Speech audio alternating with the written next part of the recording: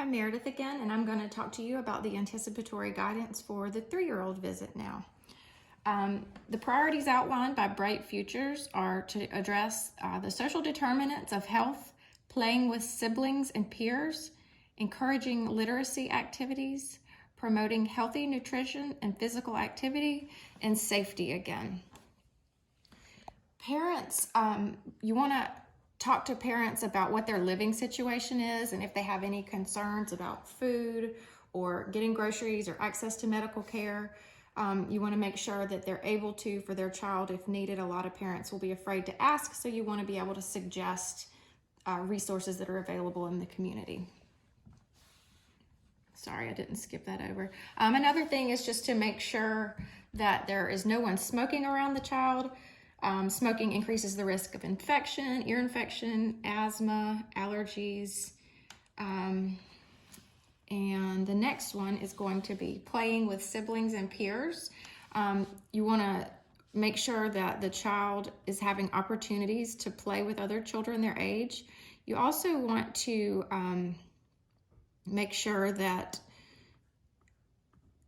you monitor the child's play with their siblings. You want to make sure that if there are arguments, that you try to neutrally resolve them and teach the child how to resolve conflict.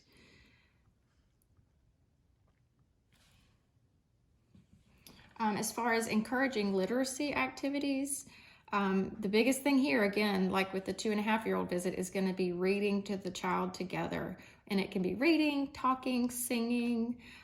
You want to encourage their language development. You can read different kind of books, rhyming games, taking them to the library. A lot of times kids will like rhythm in stories that have rhyming words.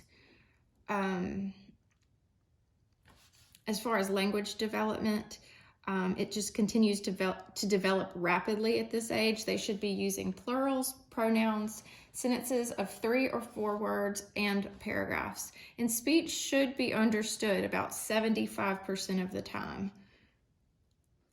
Children should be able to follow 2-step commands at this point as well. As far as promoting healthy nutrition and physical activity, you want to make sure that you're offering, that you have available healthy snacks, because a big part of a toddler is that they snack a lot. You want to also offer healthy meals. You want to have water available for your child, especially when it's hot. And then usually kids this age want to drink about 16 to 24 ounces of low-fat or fat-free milk. And if juice is offered, you don't want to do more than 4 ounces a day, but it's definitely not a necessary food.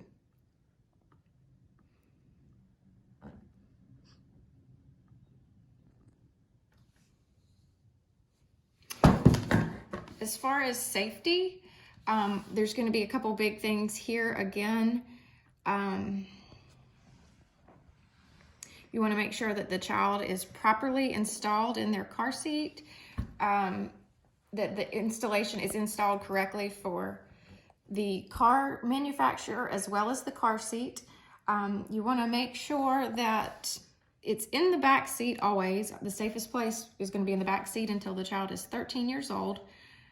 And you want to keep the child rear facing until they reach the weight and height limit for their particular seat. As far as another thing you want to worry about is choking prevention. So you still want to cut up at-risk foods like hot dogs, grapes, things like that are high risk for choking. You want to worry about pedestrian safety and falls from windows. Unintentional injuries are one of the #1 causes of death according to the National Institutes of Health and CDC. So you want to make sure, as far as windows in your house, anything above a 1st-story window, you want to put a window guard on. You don't want to ever allow young brothers and sisters to watch your child. You want to supervise all outdoor playing, and driveways and streets are never a safe place to play. You want to continue with water safety. Parents want to be within arm's length for water safety. According to CDC, the #1 unintentional death or death by children is drowning. So you want to be within arm's length. And then again, just you want to be real careful with pets and kind of keep teaching pet safety as far as asking to approach animals and when they're eating and that kind of thing. And then the last thing is firearm safety. If you choose to have a gun in your house, you want to make sure that the parent knows that it's really important to, one, keep the gun locked and never loaded. And then the other thing too is to keep the ammunition stored away, locked separately from the gun. And then when the kids are old enough, you can start teaching more about that. And that is it for this portion of the presentation. Thank you.